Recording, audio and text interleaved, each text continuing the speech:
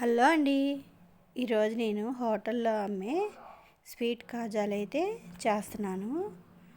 ముందుగా కావాల్సినవి అయితే అన్నీ పెట్టాను. ముందుగా బెల్లం అయితే 2 కప్పులు, కొంచెం వాటర్ వేసి మొత్తం కరిగించుకోవాలి. కరిగితే సరిపోతుంది.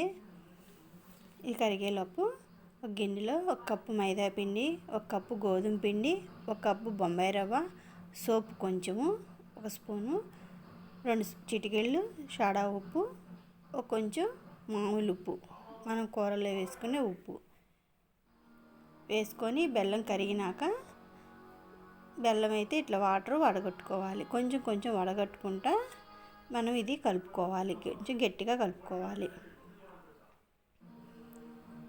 వేడిగా ఉంటుంది కాబట్టి దీంతో అయితే కలిదిప్పేసుకోండి.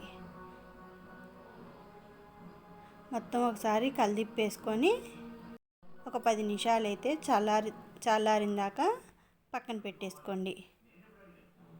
10 నిమిషాల్లో చల్లారిపోతుంది. నేను కొంచెం నెయ్యి వేస్తున్నానండి, టేస్ట్ అయితే బాగుంటుందని చెప్పేసి. ఇంకోండి చల్లారిపోయింది. చల్లారిపోయినాక కొంచెం పొడిపిండి వేసుకొని ముద్దలాగా చేసుకొని నేను బాండీలో ఆయిల్ పోసి వేడటానికి పెట్టాను.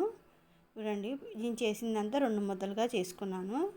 ఇప్పుడు మన ఇంట్లోకే కాబట్టి నేను మరీ పెద్దవి కాకుండా చిన్న చిన్నవి అయితే చేస్తున్నాను. కొంచెం మందంగానే చేసుకోవాలి.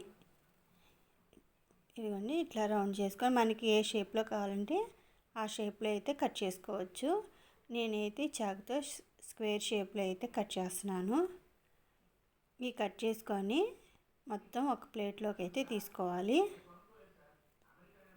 ఆయిల్ మరి హీట్ మీద కాకుండా మీడియంలో అయితే ఉండాలి, లేదంటే రంగు మారిపోయి లోపలైతే ఉడకవు. ఇవన్నీ మొత్తం అయితే తీసుకున్నాను. ఇంకా ఈ ముద్ద కూడా చేసేసుకుంటున్నాను. మొత్తం అట్లా చేసేసుకొని ఆయిల్లో అయితే వేసుకోవాలి. ఈ ముందుగా పొడిపిండి అయితేనే చల్లుకోవాలండి. ఇదిగోండి, ఒక్కొక్కటి వేసుకోవాలి. వేసుకున్న తర్వాత ఒకసారి 1 నిమిషం అట్లా వదిలేసి తర్వాత అయితే కలిదిప్పుకోవాలి. మీడియంలోనే పెట్టుకోవాలండి, లేదంటే రంగు మారిపోతాయి. మొత్తం ఒకసారి కలిదిప్పుకుంటా నూనెలో అయితే వేయించుకోవాలి. టేస్ట్ అయితే చాలా బాగుందండి. నేను ఇంట్లో అప్పుడప్పుడు చేస్తూనే ఉంటాను. దీనిలో ఎగ్ తినే వాళ్ళు అయితే ఎగ్ కూడా వేసుకోవచ్చు. ఇదిగోండి, చిన్నవి అయితే చేశాను. సూపర్ టేస్ట్గా అయితే ఉంది.